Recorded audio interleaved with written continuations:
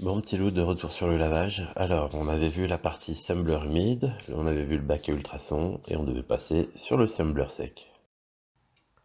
Alors voilà le Sumbler sec. Donc, on commence, on l'ouvre en dévissant le petit écrou papillon. Tu fais attention, il y a une rondelle, on essaye de ne pas la perdre. On enlève le couvercle, et voilà. Donc le principe du Sumbler sec, c'est que c'est un engin qui fait beaucoup de vibrations. Avec cette espèce de granulat, en fait c'est composé de pop-corn concassé, de maïs concassé. Quand on allume, hop, voilà, tout se met à vibrer.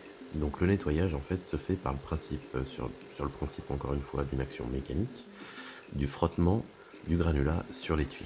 Alors ce frottement en fait va polir l'étui, va le nettoyer et va ensuite le polir. Donc ils vont sortir de là, ils seront nickel logiquement. Alors on accélère un peu, on met tous les étuis. Donc là, grosso modo, tu peux mettre jusqu'à 400 étuis de 9 mm, 200 étuis de 223, une petite centaine de 308 et une cinquantaine de 338.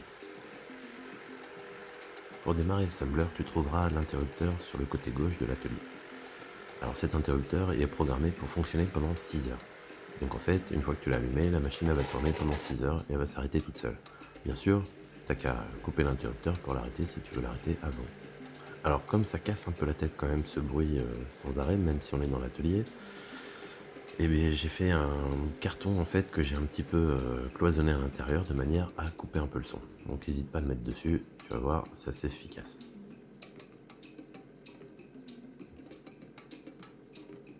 Voilà, mes 6 heures sont passées. Donc le Sumbler a fait son œuvre. On ouvre la bête. Et on regarde un peu le résultat qu'on a. Donc on enlève un peu les granulats qui sont à l'intérieur. Alors enlever les granulats complètement, on verra ça après. Là l'idée c'est on regarde le résultat. Ouais, c'est pas mal, c'est pas mal. Attends, je te montre. Tu vois l'intérieur. Donc l'intérieur, c'est très correct. On voit des petits granulats encore, mais on va s'en occuper juste après. Le corps de l'étui, lui, il est parfait. Tout bien poli, bien brillant, impeccable. Et les puits d'amorce, évidemment, ils sont dans le même état, c'est-à-dire nickel. Et voilà. Et voilà. Bon, voilà. Alors maintenant, il n'y a plus qu'à récupérer tous les étuis. Donc on va à la pêche aux étuis. Donc on essaye de ne pas mettre trop de granulats en dehors du Sumbler. Et on récupère le tout. J'adorerais travailler réellement à cette vitesse-là, ce serait chouette. Bon, passons à la fin. Alors ça y est, on a récupéré tous les étuis. Hop, on vérifie bien. Ok, il n'y en a pas, il n'y en a plus, il n'y en a non plus.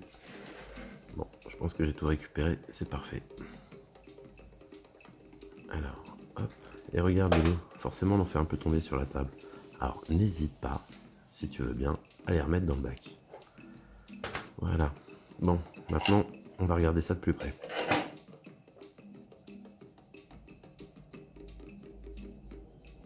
Ok, je suis un peu maniaque, d'accord. Alors c'est sur cette étape-là que je regarde attentivement tous mes étuis. Donc avec un petit outil, je vérifie déjà que le puits d'amorce, que le trou des vents, pardon, n'est pas bouché. Parce que les granulats ont facilement tendance à se loger dedans. Alors tu vois, bon, on va accélérer un peu, quand même. J'utilise en fait la lumière, tu vois, j'ai mis une lumière bien rasante, et en fait ça me permet de facilement regarder si je vois la lumière à travers le trou des vents. Si je la vois pas, évidemment, c'est qu'il est bouché, donc je réagis avec ce petit tournevis que j'ai toujours sur l'atelier. Il est toujours sur l'atelier, celui-là tu le trouveras facilement. Tiens, regarde, je vais essayer de te montrer. Tu vois, celui-ci est bouché. On voit bien, il est bouché. Et en fait, simplement grâce à la lumière, attends, je le débouche, et simplement donc grâce à la lumière, tu vois, on voit facilement en fait. Donc on voit facilement quand ils sont débouchés, donc par contrario, dès que tu vois pas, c'est qu'ils sont bouchés, donc il faut agir. Bon voilà, je les ai tous vérifiés, enfin quasiment. Il m'en reste 3, 2, 1 et 0. Voilà, c'est fait. Alors regarde l'astuce, puisqu'on arrive à la fin du lavage. on fait un double contrôle. Tu vois, là, quand ils sont dans leur petite barquette, c'est facile de voir à travers pour voir si on voit bien la lumière de partout. Tu vois, on voit bien tous les trous des vents sont débouchés. Alors là, je vais juste te faire un exemple, d'accord? J'en mets un spécialement, en fait, celui-là je l'ai gardé de côté, il est bouché. Regarde comme il est facile de pouvoir l'identifier. Si on y va un peu vite, pas trop vite, pardon. Hop, hop, hop. Alors, est-ce que tu as réussi à le voir? Je recommence un tout petit peu. Est-ce que tu le vois? Moi, je le vois. Et ouais, c'est celui-ci. Voilà. Donc, on le débouche vite fait et c'est bon.